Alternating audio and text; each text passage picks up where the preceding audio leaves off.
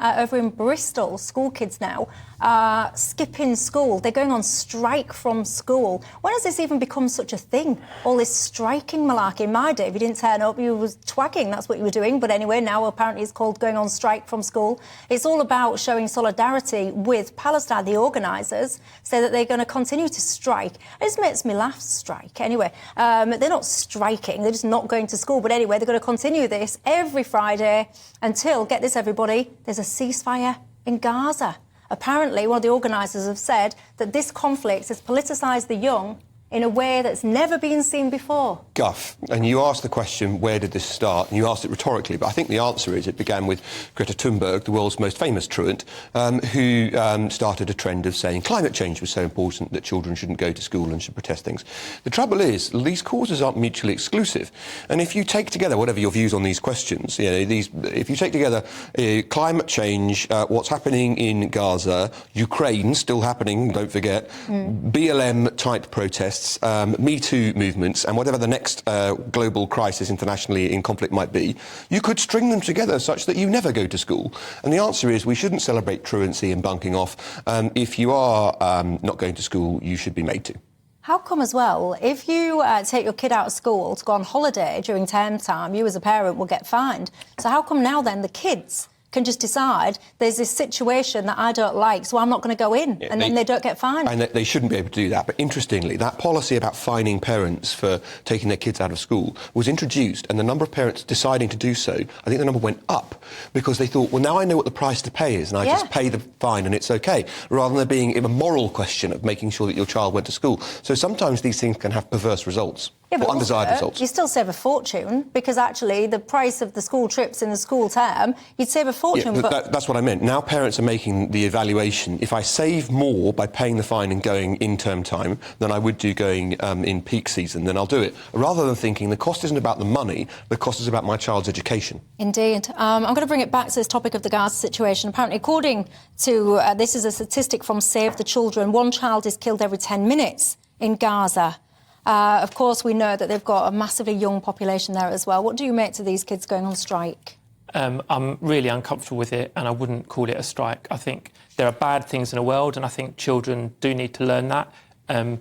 One example is in London especially, there are a lot of Russian children, there's a lot of Ukrainian children now around the UK, so children need to understand there are bad things in the world, but I also wouldn't call it a strike. I think we can agree we're all equally distressed by both the suffering in Israel and in Gaza, and I think if you're trying to teach children about war, it should be balanced and it should be age appropriate. And I'm not sure that I've not been on the strike and not seen it in Bristol. It doesn't seem to be balanced because it's about Gaza only, although the suffering there is clearly immense. And obviously, I don't know if it's age appropriate either. Well, I mean, you can see on the screen now, it's just changed now, but there's very young kids. I mean, some of the kids who were aiming this at was primary school kids, and you say it's very important to teach children, what's going on in the world. Personally, my child, I would want to shield him from as much as possible that is going on in the world that does not directly impact his life.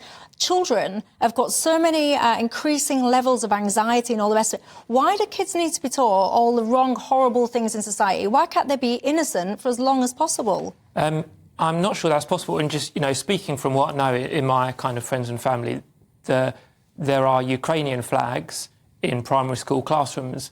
And I think that's positive, but then that prompts a conversation with children, and you have to be sensitive as well to Russian children who are innocent, just like Ukrainian kids, and help them to understand the context. Why do we need flags relating to a war in a primary school classroom? Well, that's not my point. Is they're up now? No, but I'm not headmaster. You said that was a good thing. So I'm asking you why. Why do you think that's a good thing? I think it is because I think it's a sign of solidarity for people in the world enduring great suffering. But then why do little children aged 5 need to have solidarity with people being killed over there? Why would you want to plant that in their head if they don't already know about it and cause anxiety and distress? Because lots of classrooms are mixed. So if there's Russian and Ukrainian children, as there are certainly in London where I live, where it's a very diverse community, if their family's affected and are talking about it, you can't shut it out at the school gate and say it doesn't exist anymore. I would quite like a bit of escapism perhaps for the kids. But it's very interesting, isn't it? So when I was at the criminal bar, someone would put something in the passive if they wanted to avoid responsibility. So we were in the playground and there was a fight and he got stabbed, means I went to the playground with a knife and I stabbed him.